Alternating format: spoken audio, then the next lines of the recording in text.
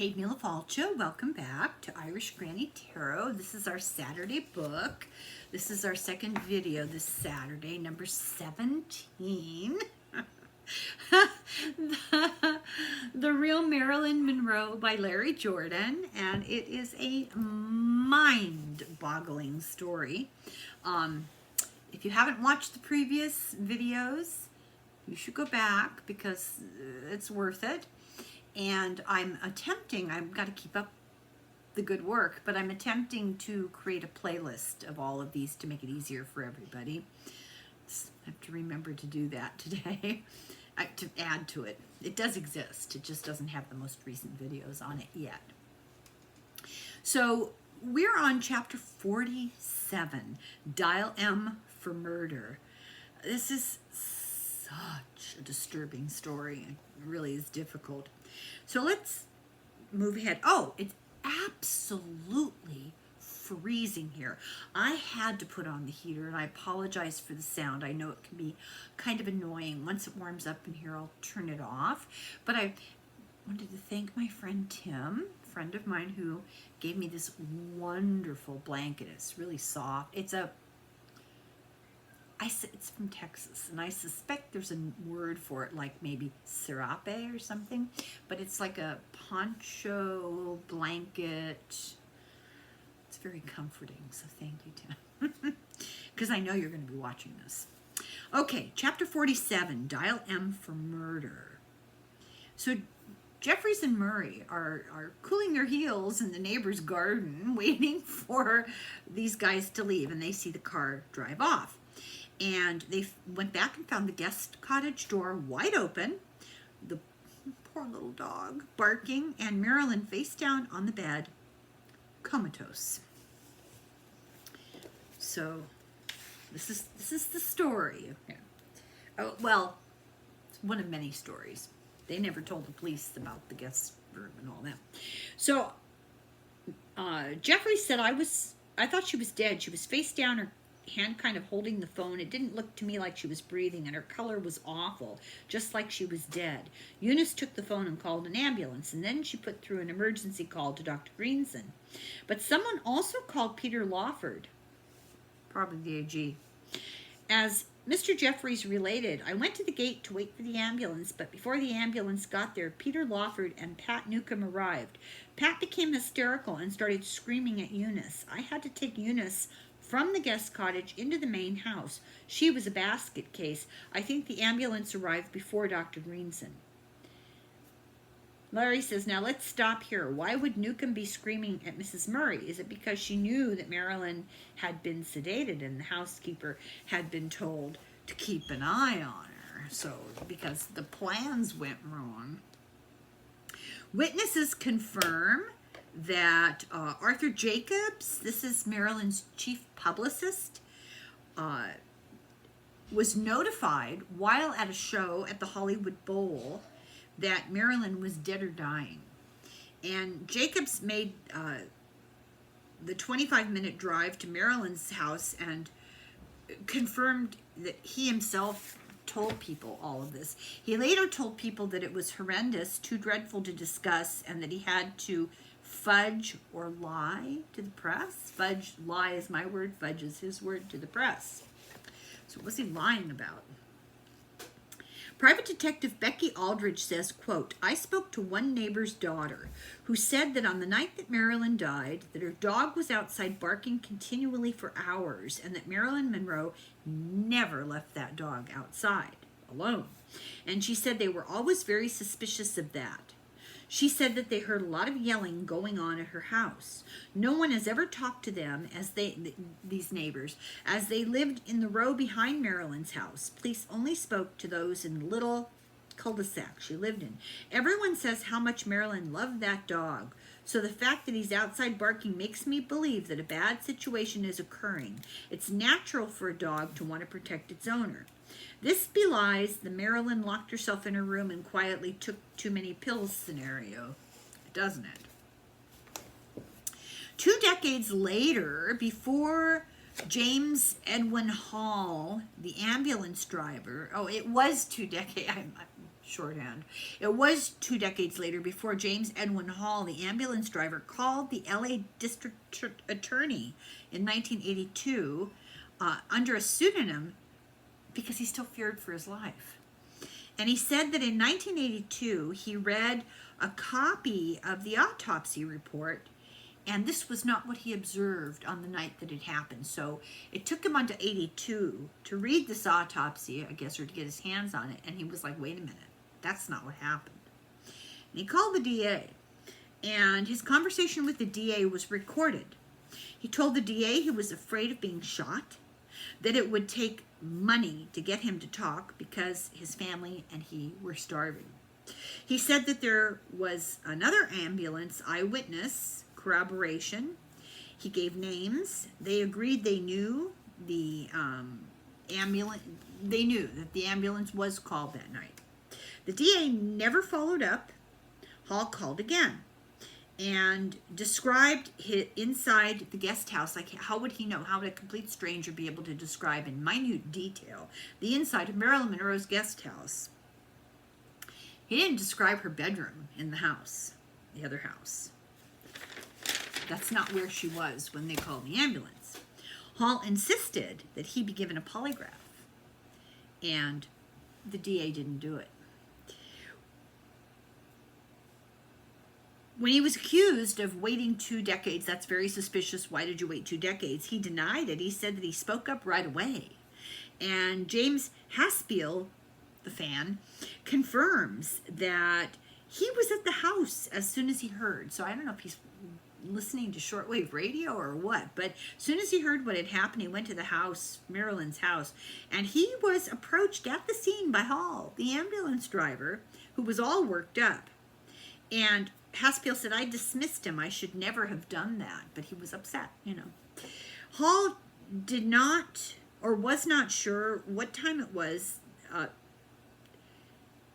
that all this happened. So in 82, people dismissed his story. Rigor mortis had set in. This was no, oh, look, something just happened. Rigor mortis had set in. She died hours before the time she was officially declared dead and removed. There was a 5-hour delay between her death and the police being notified. How did they know this? Rigor mortis had set in. Hall admits that he was confused about the time because he believed that he was called at 4 to 6 in the morning, but then he saw a film of her being carried out in daylight. And this is after the fact, decades later, and he went, oh, I could have sworn it was 4 in the morning, but how could it be? It's daylight. Well, also, he'd been at work for 24 hours, so when all of this happened, he was exhausted. His memory of the times was off. But I put a star by this because I could not believe this. I believe it, but I was absolutely astounded. He passed 14 lie detector tests given by a variety of state professional examiners. He was the only person in the case to take a polygraph.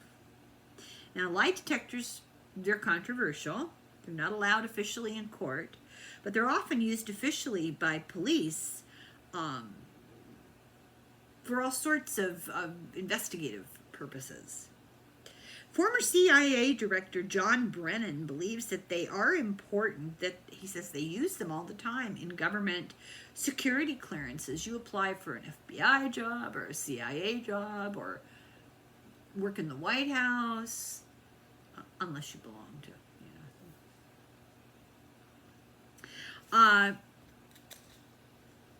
they'll do a lie detector test as part of your vetting. It's documented that Hall did work for that ambulance company during that time period. And he seems credible and intelligent. I don't know if I remembered to write this down, but his parents were both like doctors or scientists, or, he came from a real bright medical family, and he did what he did, and he had been exposed enough to the medical field to have a good grasp of what he was talking about.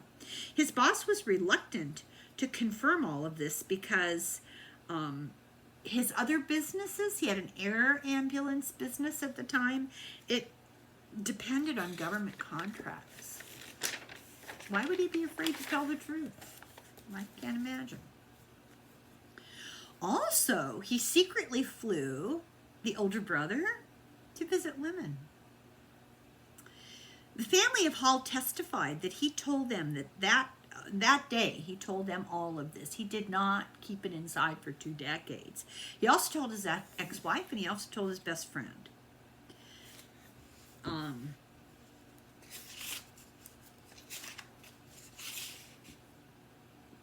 Even the dispatcher's widow, now this is the 911 operator, the dispatcher's widow, confirmed her late husband Joe was the one who took the initial phone call at Schaefer. A nurse who worked at Culver City Memorial Hospital, I worked there under, it was a different name, and sometimes was assigned to go in ambulances. The wife explained that she and her spouse were living in West LA at the time. Quote, he told me he dispatched the call to Marilyn Monroe's house. He said it was really weird because everybody at the ambulance company was talking about it, and that the AG was one of the last people to see her alive. The ambulance drivers all knew this. It was funny the way they found her. It wasn't like she OD'd. Her husband thought that Marilyn was mixed up with that family, that it was murder, and that it was covered up by the FBI. This is the wife of the ambulance driver and the dispatcher. Where am I? So also Hall's credibility and reputation was sullied when his company, the one that depended on government contracts, turned around and accused him of theft, and he was adjudicated not guilty. He didn't do it. They tried really hard to get him I mean, who put them up to that? The first call to the ambulance went to a crew that confirmed they were too far away. Hall was closer, so they handed the job over to Hall, and that his ambulance was sent instead. That ambulance group and the dispatcher do not believe the conventional story that she did it herself. They thought somebody took care of business there. That's how they put it. And these people's involvement kind of all confirmed. All these people that were involved kind of confirmed that maybe that version that's official is wrong, and the version that they put forward is more likely. Where did I go here?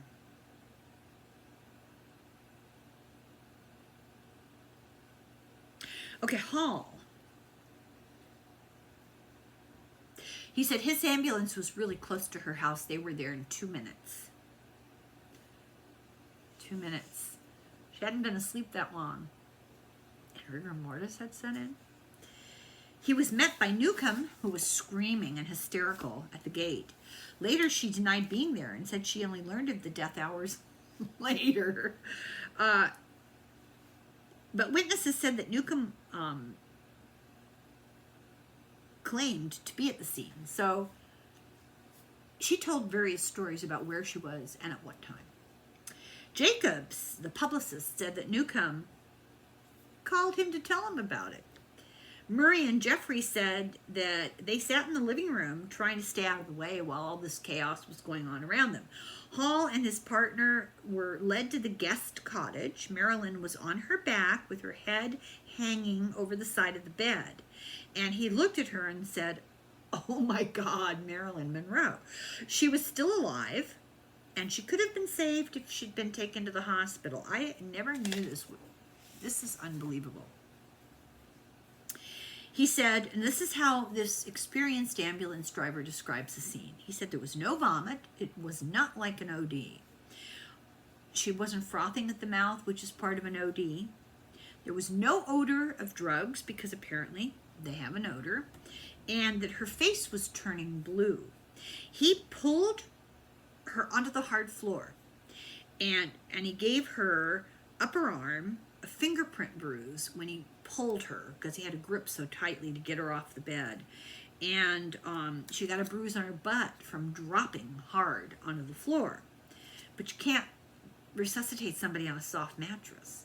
So he pulled her and left a bruise on her arm where he grabbed her and a bruise on her butt where she landed. And the way he put it, this is a quote, "The dead don't bruise." She was alive. Newcomb was hysterical. She kept screaming, "She's dead, she's dead," and getting in the way of the emergency technicians.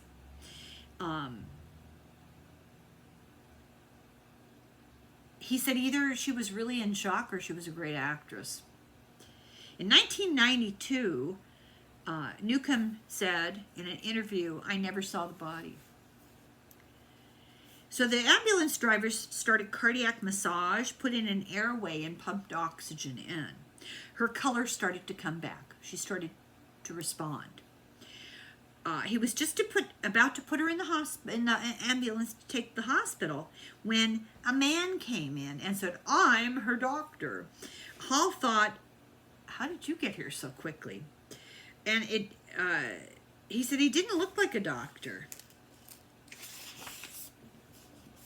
This is great. He said, "I thought, how did you get here so quickly? I stared at him. He was wearing a suit, but he certainly didn't look like any doctor to me. I should know. My father is a physician. He had dirty fingernails. He didn't act like a doctor either, because the first thing he did was order me to remove the resuscitator and to try to get her breathing manually by blowing in and out of the airway with my mouth. That was the wrong thing to do. You do that only when you don't have a resuscitator." At first, Hall balked at the instruction, but the man repeated his demand, "Give her positive pressure." "Jesus Christ," I thought, "what's wrong with you? I've got a machine here that's doing a great job of that. Why take her off it?" But I was in no position to argue. He was supposedly a physician. I was just a 22-year-old ambulance attendant who'd been told time and time again by his superiors, never, never argue with a doctor. All he had to do was report me, and I was out of a job. My wife was pregnant, so I kept my mouth shut. The doctor pushed on her abdomen in the wrong place, according to the ambulance guys, and bile kept coming up. He tried to trade places with the doctor to try to get things done right, and the doctor said, looked at him and said, "I've got to make a show of this." Weird thing to say. Hall tried to get the doctor to put Marilyn in the ambulance, but instead he pulled out a needle with brownish fluid in it and injected it into her heart. And he did it at an incorrect angle, and it hit a rib, and he leaned on it so hard that it went through the rib bone and snapped the bone, and the ambulance driver said it was brutal. He could hear her rib snap. Now, there's a description in the book, and I'm not going to go into it, but when they will sometimes inject epinephrine, adrenaline, into the heart to shock it into going. That's extreme. And there's a correct angle to do it, to get it in the right place. And this guy's supposed to be a doctor, and he was just out of line in a lot of different ways. And adrenaline is clear. It's not brown. Greenson had bad coordination in his right arm because he had a wartime brain injury, and he was not good with his arm. Anyway, she lost her color again. Then the doctor said, "I'm pronouncing her dead. You can go now." And Newcomb is busy screaming. The shot the doctor gave her, which was an intracardiac injection, was first invented in the 1800s, and they were using it still in the 1960s because it's the quickest route to get drugs into the heart. But if it's done by the inexperienced, it takes too long for CPR to be resumed because somebody's poking around trying to get this in there. You need to keep CPR going, get oxygenated. Hall's chest compressions were 8 times more effective than what the doctor was doing. It's not unusual for doctors to make house calls in those days, and they carried bags with medication and supplies in them, and they would have a heart needle in there too. And not to forget that Dr. Greenson often gave her shots, and Engelberg gave her shots, and these guys were shot happy, you know. The injection site would have been hard to detect on an autopsy. Hall said 2 more men came in, one in an LAPD uniform. The other calmed Newcomb down, and the other guy who was calming Newcomb down was Lawford. The police gave them a slip, the ambulance drivers, a slip of paper that was a receipt for the county to reimburse them, to pay them. And they didn't ask any questions. They just sort of sailed in like they knew what was going on. He said it was really odd. People come on this sort of a scene, they're full of anxiety and questions. They weren't. Cops later confirmed, the cop in the uniform was later confirmed to be Sergeant Iannone. Iannone was later promoted to Beverly Hills Chief of Police, and he's allegedly still alive. Otash said he was dirty as hell. His promotion to chief was a reward, it is widely believed, for this moment. He's still alive, but he won't talk. He won't be interviewed. We have to ask Larry about that. That's very interesting. His presence suggests that he was very possibly guarding the AG. Why do we make that jump, that conclusion? Well, every time he came to the city, to LA, he got a police guard. There was a limo in the cul-de-sac, and who else would be in a limo with the engine running in the middle of the night in this cul-de-sac? He was directing the action without going inside himself. Greenson, Lawford, and the AG, and this is great. The 3 of them get into Lawford's car, and Lawford's driving. Lawford is snockered. They get pulled over for speeding. And the AG had left the limo because they wanted to talk secretly. They didn't want the limo driver to hear any of this stuff. So they had to cook up some kind of a cover story, right? They had to get their story straight together. So if they weren't involved, what were they doing there? There's 100% absolute proof that they were there, because they got pulled over and it was all documented. We'll talk a little bit more about that in a minute, because it cracked me up. But anyway, the shot, like I said, adrenaline is clear.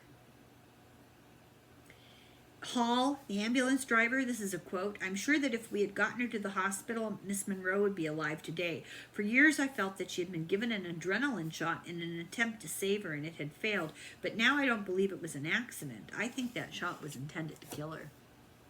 And the adrenaline was not clear the way it should have been. It was brown. Guess what?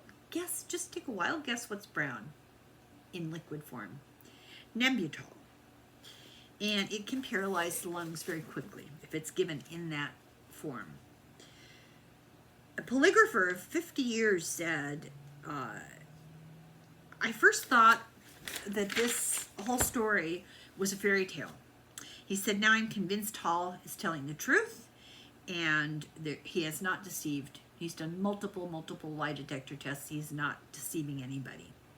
Hall was hypnotized by a forensic hypnotist with 20 years of experience, and the expert said he was amazed by the detail that Hall dredged up.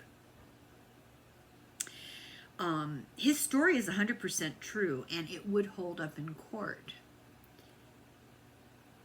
There's just too much evidence. Several blogs, Facebook, some of the authors claim that he failed the polygraph, but he didn't. He passed 14 polygraph tests. In 1982, the LAPD dismissed this all as not important, claimed that it was a different ambulance driver, except the official story claims that there was no ambulance. I mean, the official, final mythological story. We're working our way up to it. There's still, there's still the true story that's out there and being buried. Later, the fake ambulance driver was named by the LA district attorney. So all this evidence, there was an ambulance. Then they say, well, no, there was no ambulance. And then later they say, well, it was a different ambulance, and this is the name of the driver. So the driver that the ambulance driver that the LADA later claimed had been there and not Hall wasn't hired to be an ambulance driver until the mid-70s. And he didn't work for the LA ambulance company either. He was an ambulance driver, but not until much later and in a different place. But the DA refused to talk to Hall. Why did the DA try to misdirect away from Hall? I can't imagine. Maybe his story was right? I don't know. Just saying. Hall never saw Marilyn Monroe in her bedroom, where the police later said they found her. He ever saw her only in the guest cottage. There's a Netflix special. I watched part of it, and it is really hard to watch. Greenson's son, Dan, in 2022, was part of this special. That relationship, the father, the son, and the daughter, all were up in Marilyn's life, and listening to them talk even today is just incredible. When asked if there had been an ambulance called to Marilyn's house, Dan Greenson, the son, said, yeah, I just don't feel comfortable telling you what my father told me. It was a yes or no question, and he dodged it. So we know the answer, don't we? Asked Larry Jordan. Hildy Greenson, the psychiatrist's wife, said angrily, quote, this sort of thing was not talked about. Also, he didn't want to burden me with a knowledge that I would then have to hide. Question.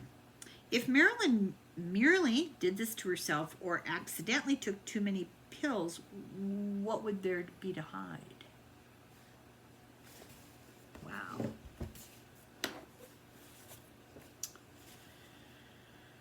Hall said that Marilyn was moved after she was dead to fit the self-harm story. The BBC in 1985 interviewed Eunice Murray, and she confirmed Hall's story. What? Her story in 1962 became the official report, and it was all lies. She said, I told whatever I thought was good to tell. Becky Altringer, a PI, a private investigator, said that Newcomb finally revealed the truth to Becky. Marilyn died in the guest cottage. Pat Newcomb said, and she told this private investigator years later, Pat Newcomb said she got a phone call at 1 o'clock in the morning that Marilyn was dead, and Marilyn was dead in the guest cottage when she arrived. This totally contradicts the locked bedroom door suicide story that Marilyn did not OD, and Greenson did not break windows to get in. The scene was 100% staged. The story was they came, they couldn't get in her bedroom door, they went outside, the curtain was partially open, and they looked in and they saw her in the bed. He broke a window and crawled in. Well, we're going to contradict that here in a minute. Also, the whole thing didn't happen. Anything that happened didn't happen at 1 o'clock in the morning. But this version has Newcomb not there when Dr. Greenson gave Marilyn the needle in her chest. At this point, I don't know what anybody really did, because there's so many contradictory stories. It's ridiculous. At least the story that Murray told Becky, the private investigator, at least that agrees with what Hall and Jeffries are saying, that Marilyn was in the guest house. And this has not been corroborated, but this is what is being said. Hall and Jeffries and Murray all say that. However, this Altringer, this private investigator, is what's called unimpeachable. The question was asked, did AG do it? And Newcomb's response was, I hope not.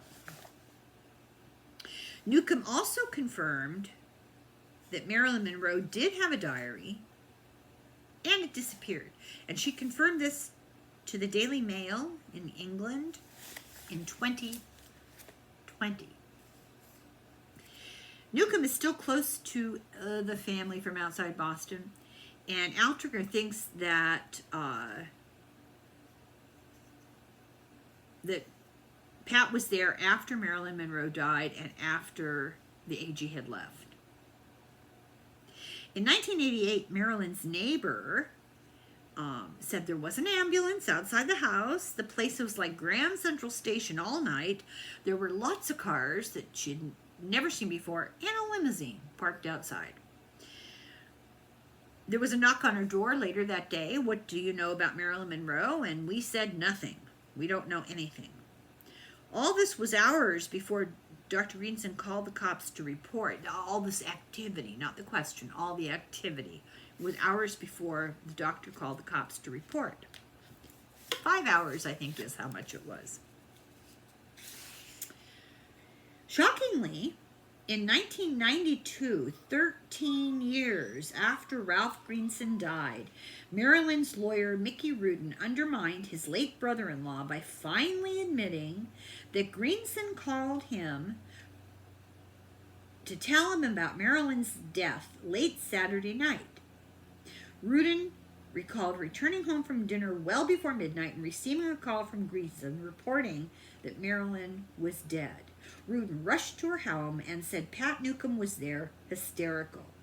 He further substantiates James Hall's account that Ralph Greenson was the doctor on the scene and Newcomb was the hysterical woman hours before either of them claimed that they were even at Monroe's house. Chapter 48. Bobby on the Run. Late that Saturday, Lawford already was laying the groundwork for a cover-up. Why the need for a cover-up? What were they covering up? At the scene, he called his dinner guests, the Nars, and said, I'm worried because Marilyn called him to say that she accidentally had taken too many sleeping pills. He begged Joe Nar to go check on Marilyn, and 2 minutes later made a second call. Don't go. Dr. Greenson gave her a sedative and she's okay. What? Dolores Nar, the wife, said the calls were strange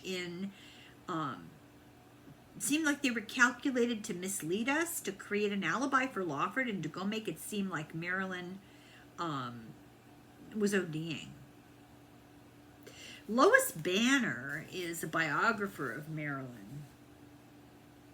She revealed, quote, when I asked Joe Nar why no one had come forward at the time of Marilyn's death with this information, he told me that Pat Newcomb had asked them not to. It was the first indication I had of a cover-up. Previously, Mr. Nar had defended Lawford to other authors. Whom was Pat protecting? Surely not Peter. Obviously, the AG.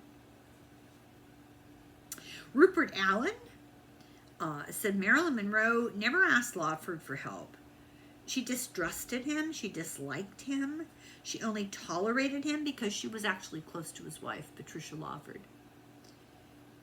These were staged calls to set up a cover-up. A couple of hours after, he had Evans call Rudin to check on her. Rudin talked to Murray, who said that Marilyn was okay. Then he did these other calls. He called Otash, and Otash, in 1985, talked about this to the LA Times. So these people finally come out from under their rocks decades later. He said, at midnight on August the 5th, hours before the cops were notified, Lawford called him. He told him something traumatic has happened, and Lawford was going to meet at Otash's office in 2 hours. First, Lawford drove the AG back to the hotel to get his luggage and flee. Dr. Greenson was with him. This is when they got pulled over. Lawford was drunk. The most highly decorated cop in LAPD history pulled them over. You can't make this up. It's unbelievable. This guy speak about unimpeachable. He'd won every award you could ever possibly win in the LAPD. Driving the car, he said, he saw a car driving 75 miles an hour in a 25-mile zone. Okay, well, that was smart if you don't want to get attention. Driving the car was Peter Lawford, whom I'd known for a number of years, and seated in the front seat with him was a man that I later identified as Dr. Greenson, Marilyn Monroe's psychiatrist, and in the back seat was the AG. Franklin described Lawford as drunk and terrified, his hands trembling on the steering wheel. He had been weaving across 4 lanes with his lights off like he was escaping something sinister. I asked Lawford why he was driving so fast, and he said, I'm trying to get the AG to the Hilton Hotel to pick up his luggage. He has to fly out of town. And I shone my flashlight back in the back seat into the AG's face, and I recognized him. They appeared to be uptight, like they were in a hurry to get somewhere. When asked if they looked like 3 gentlemen on the town for fun, the cop said, no, they did not. He remembered the AG was wearing chinos and a tattered dress shirt. He explained, quote, I said, well, Peter, you're 2 miles beyond the turnoff point to the hotel. And at that time, the AG said, you stupid ass, to Peter Lawford. Franklin recalled that at that particular time, I didn't know that Marilyn had been murdered. I didn't know until the next day in the afternoon when I started to come back to work. I really started putting 2 and 2 together. A few days later, I received information that the AG had denied he was even in the LA area, that he had been in San Francisco. So I thought, hey, there's something wrong here. So for my own curiosity, I went to the Hilton Hotel and checked it out. Although Marilyn technically did not die in Franklin's, this is the cop Franklin, his jurisdiction, he knew the head of security at the Hilton, so he went to see him. The head of security knew the AG had been registered there on Saturday and cooperated with the police officer by showing him the hotel guest registry. I'm going to read a little more from this book. It was too much to write out, and I think it's really one of the most salient interviews in the book. I was the only witness that I know of, certainly the only one wearing a badge, who could testify that the AG of the U.S. had been in Los Angeles in the middle of the night, going the wrong direction at high speed, trying to get out of town as fast as he could, in the company of a doctor who had treated Monroe the same night and by whom some accounts may have been responsible for her death. For my money, she was murdered, and the AG at least knew about it, maybe ordered the killing, and certainly tried to cover it up. Allegedly. Coming from me. He said, I knew him well. I had been on security assignments with him and his Secret Service several times. It was AG. So this goes on to talk about crimes he'd solved, that he was responsible for, awards he'd won, honors he had accrued, he'd been shot at.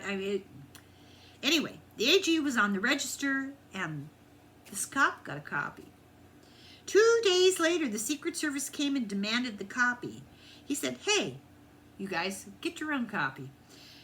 They had no jurisdiction. They couldn't take it. It was stolen out of the filing cabinet he put it in. He rechecked the hotel, and it wasn't on the register anymore. I think it was a total cover-up, he said. Oh, I already read that. Okay.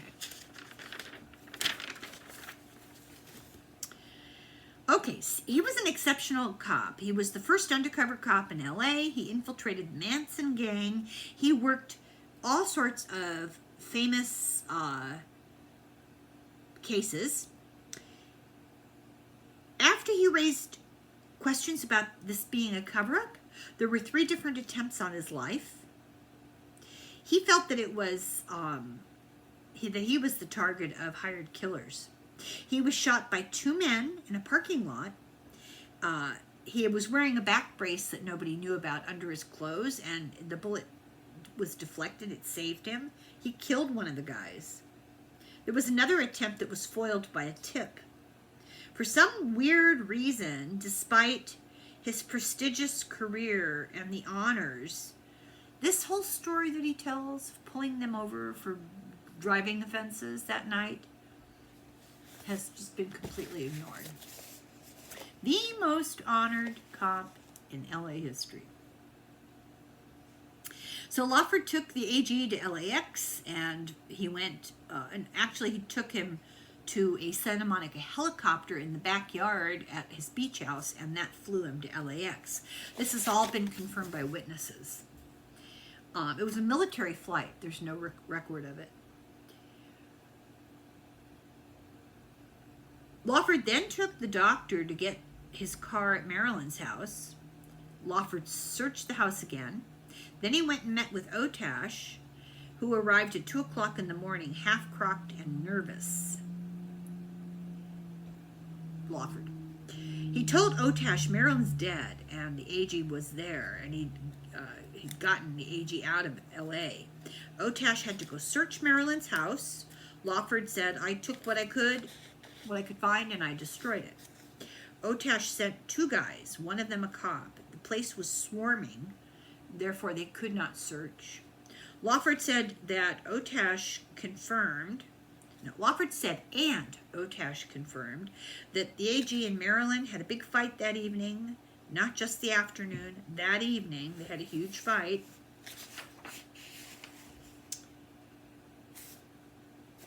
The Times reported that Fred Otash said he would never have discussed his activities publicly because I didn't see any purpose in getting involved. Now, this is like your classic psychopath. I didn't see any purpose in getting involved. I'm not being paid. I'm not writing a book. I'm not making a point. If I wanted to capitalize on my relationship in this matter, I would have written my own book.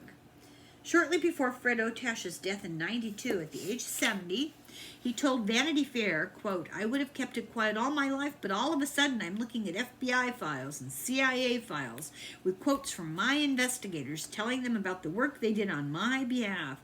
It's stupid to sit here and deny that these things are true. Lawford confirmed all this.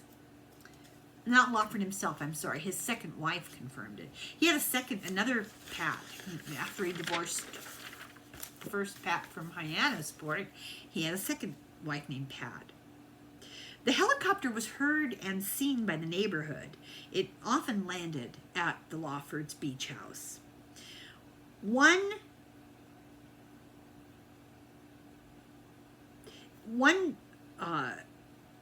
Somebody checked the company logs, and the AG was on this, and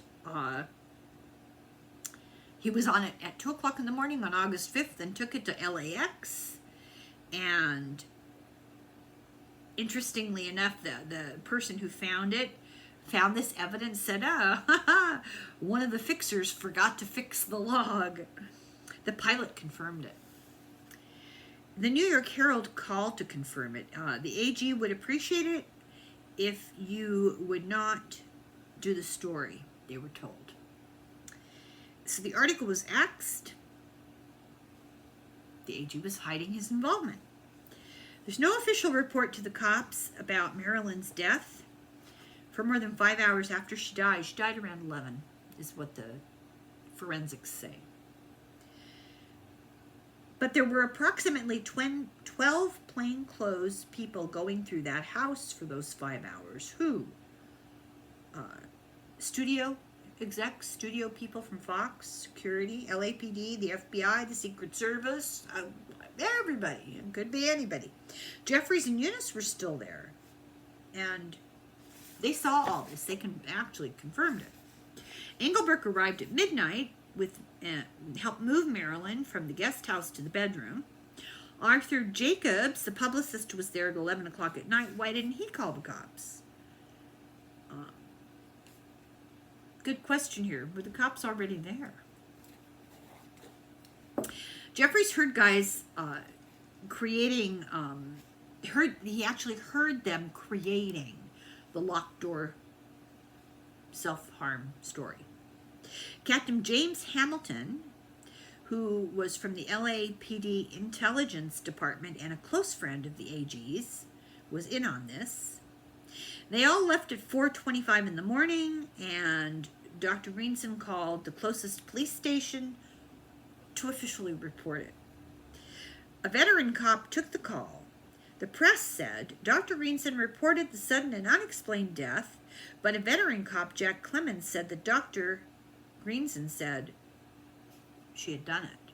It was not sudden and unexplained. She had done it. He told his family it was an accident, so he's got a different story for everybody. Some reports say that it wasn't Greenson that it called, it was Engelberg. The cops saw Marilyn face down in the bed, the first responding cop. And just looking at the scene and the way her body was lying, he felt she'd been murdered. He knew what a barbiturate overdose looked like. He said that it causes pain, physical pain, and people contort, and their face and their body contorts, and they vomit. This was not what he was seeing with Marilyn. He said this was obviously a staged scene. There were two men sitting by the bed, Dr. Greenson smirking, and Dr. Engelbert remorseful with his head in his hands. Eunice was there. She was scared. This is the cop now, the first official cop on the scene. She had both arms at her, Marilyn had both arms at her sides, but Dr. Greenson said that he took the phone out of her hands. There was 5 hours the waiting period that was done on purpose to allow lividity to set in to disguise the puncture wound. Okay, just briefly, lividity happens when the heart stops pumping, and the blood then is subject to the effects of gravity and is pulled down by gravity. Wherever the lowest point of the body is, the blood pools and you get bruising under the skin. So if you are perfectly fine and you die and you're lying on your back and nobody finds you for a while, your blood will have pooled along your back, all the parts of your back that were on the mattress exposed to gravity. If you're perfectly fine and you're asleep and somebody comes in and, I don't know, slips you poison or something, and you're lying on your back, you're dead, and then they rifle through your house for a while, and they come back and they move you to make it look like you took the poison, you're going to have two sets of lividity. Well, no, you'll have one set of lividity, the lividity on your back, but they're going to find you lying on your face. That's inconsistent. That doesn't, you might have more lividity, from lying on your face.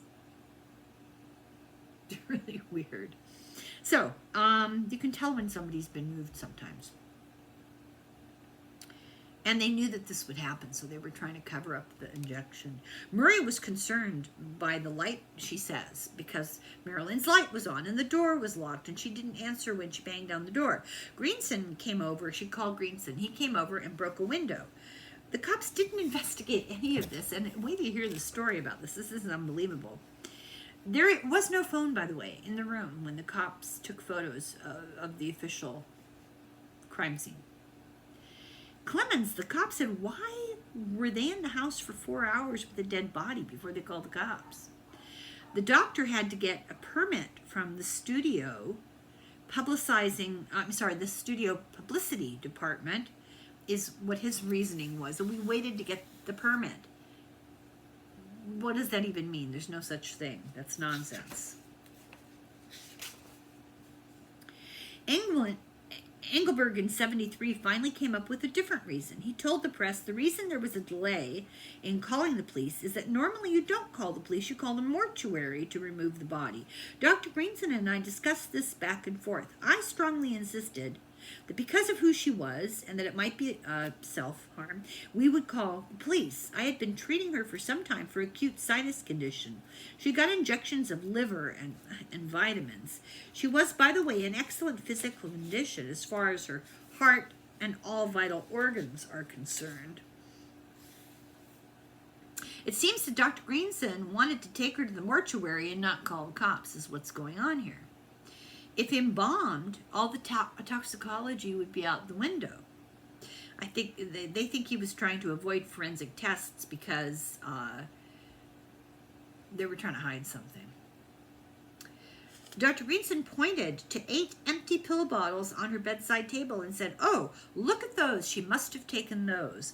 But there was no glass for water in the room. All the bottles had their lids tightly screwed on.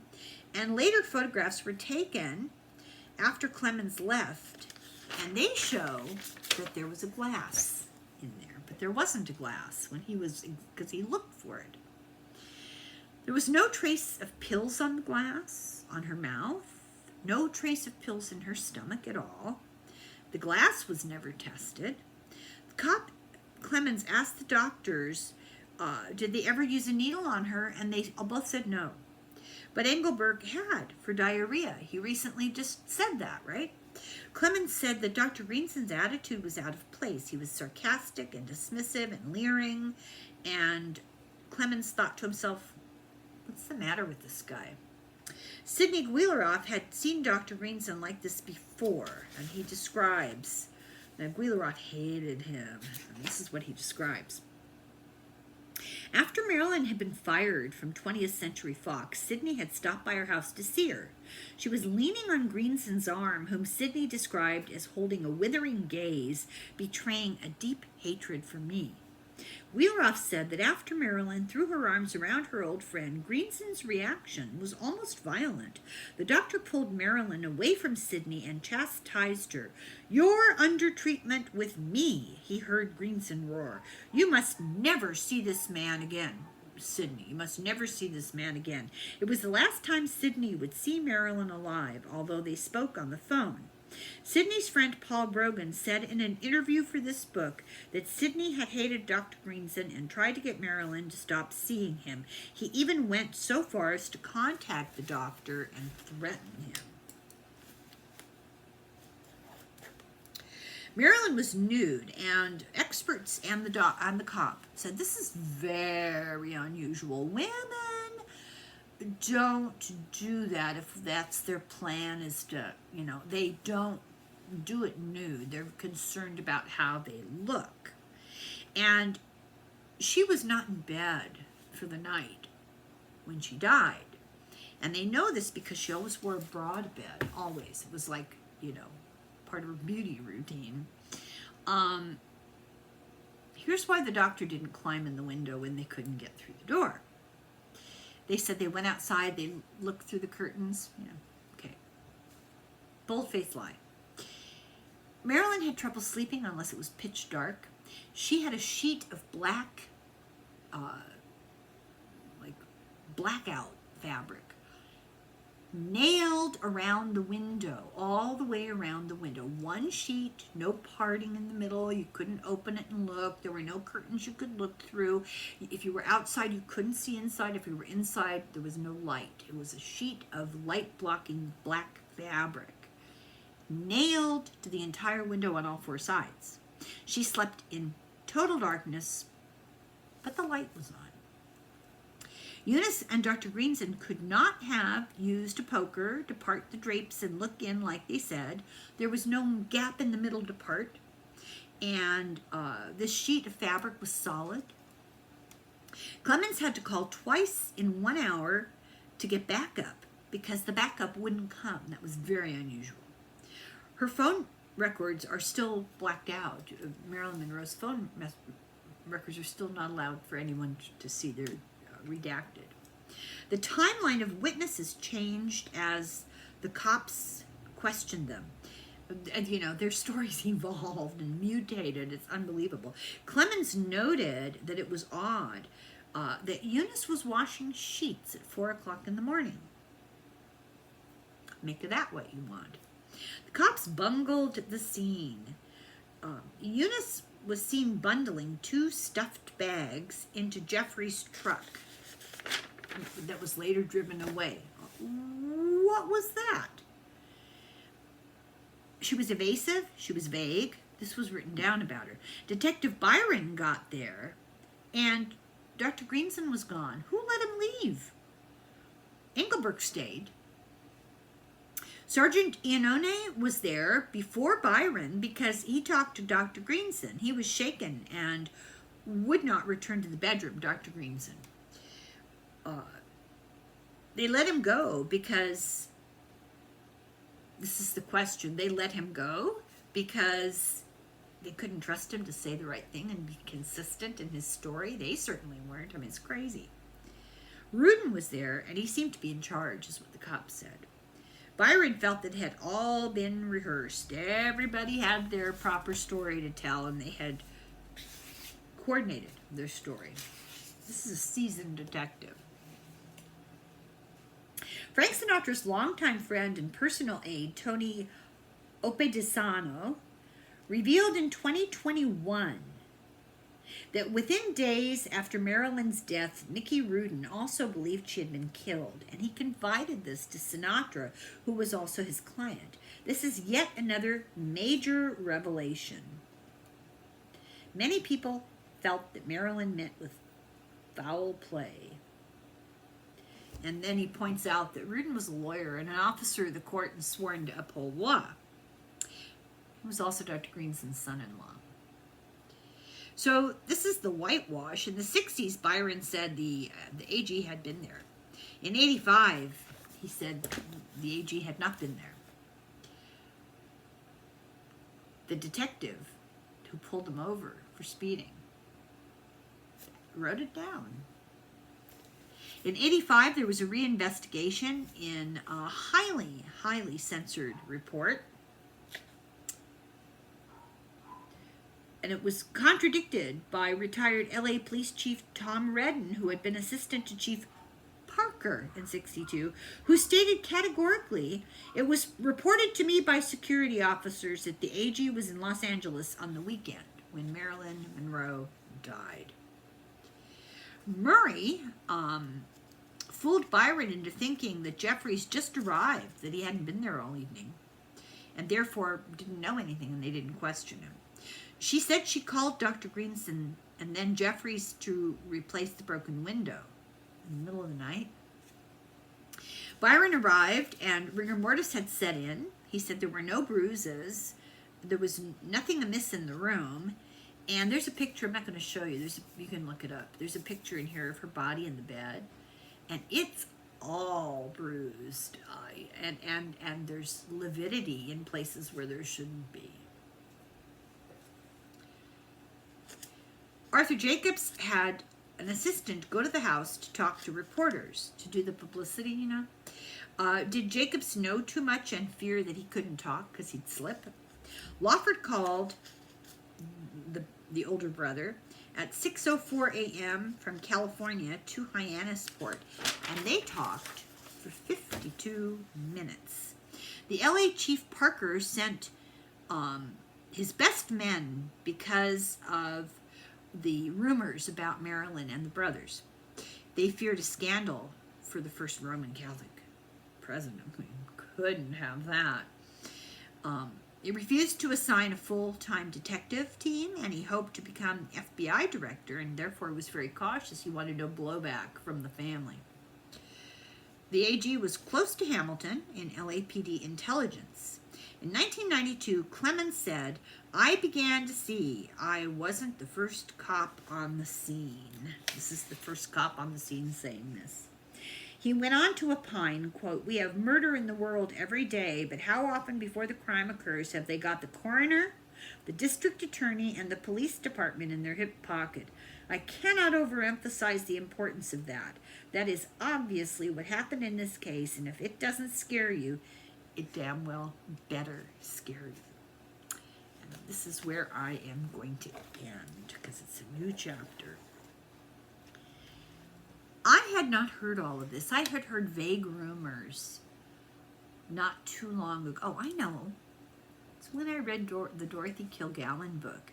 I consciously didn't focus on the Marilyn Monroe stuff because I knew I was going to do this book.